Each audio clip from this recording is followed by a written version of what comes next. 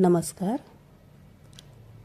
भाविकांनो, आज आपण पाहणार आहोत मार्गशीर्ष महिन्यातील महालक्ष्मी व्रतकथा।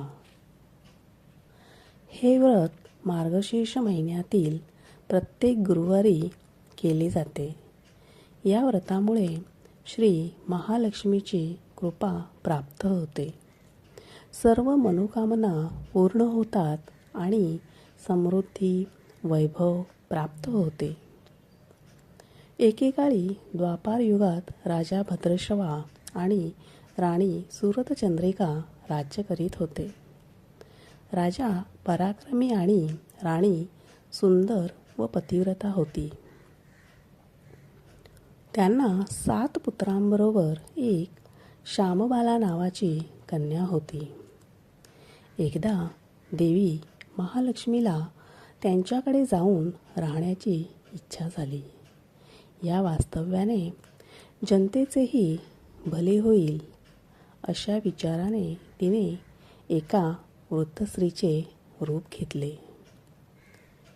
ती थेट राजवाड्यात शिरली आणि दासीला म्हणाली, मी तुझ्या राणीला भेटायला आले आहे। तुझी राणी गेल्या जन्मी अतिशय दरिद्री होती। तिचा पती तिचा खूप छळ करी व मारहाण करी, म्हणून वैतागून ती घर सोडून निघून गेली। रानावनात भटकू लागली। तिची ती अवस्था बघून मला तिची दया आली। मी तिला दारिद्र्य दूर करण्यासाठी गुरुवारच्या महालक्ष्मी व्रताची कथा सांगितली। तिने घरी परत जाऊन ते व्रत केले। त्यांच्या घरात त्यामुळे सुख, शांती, समाधान नांदू लागले। आनंदी आनंद झाला आणि अशा प्रकारे पुढे मृत्यूनंतरही त्यांना लक्ष्मीलोक लाभला। या जन्मी राजकुळात जन्म घेऊन ती त्या व्रताला विसरून गेली आहे, म्हणून मी तिला त्याची आठवण करून देण्यासाठी इथे आले आहे। दासीला हे ऐकून त्या व्रताबद्दल जिज्ञासा निर्माण झाली आणि ते व्रत कसे करावे हे तिने जाणून घेतले। इकडे राणी राजवैभवात उन्मत्त झाली असल्याने दासीचा निरोप ऐकून संतापते। बाहेर येऊन उर्मटपणे वृद्ध स्त्रीला धक्का मारून हाकलून लावते। राणीचे हे वागणे पाहून महालक्ष्मी देवी तेथून परतण्याचा निर्णय घेते। वाटेत तिला श्यामबाला भेटते। श्यामबालेला झालेला प्रकार ऐकून फार वाईट वाटते। राणीच्या वतीने ती तिची मनोभावे माफी मागून व्रतकथा ऐकून त्याप्रमाणे करण्याचे वचन देवीला देते। पुढे श्यामबालेचा विवाह मालाधर नावाच्या राजकुमाराशी होतो।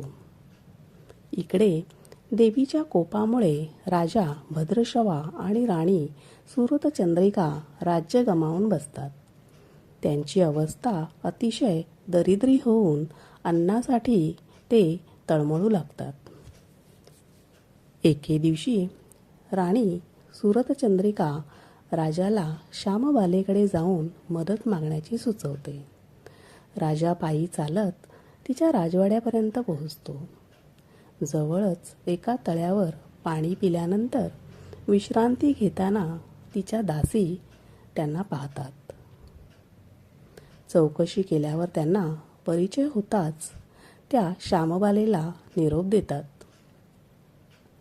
श्यामबाला आदराने आपल्या महालात त्यांना घेऊन जाऊन सर्वप्रथम चांगले वस्त्र परिधान करण्यास दिल्यानंतर खावयास देते।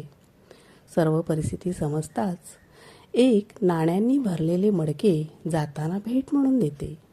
देवीच्या कोपामुळे मात्र घरी येऊन पाहतो तर त्यात कोळसे दिसतात।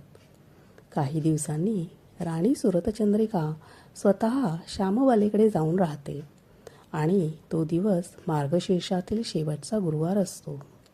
श्यामबालेकडून व्रतकथा ऐकून ती घरी परत जाऊन ते व्रत निष्ठेने करू लागते। काही काळ लोटल्यानंतर राजाला व्रताचे फळ म्हणून आपले राज्यवैभव प्राप्त होते.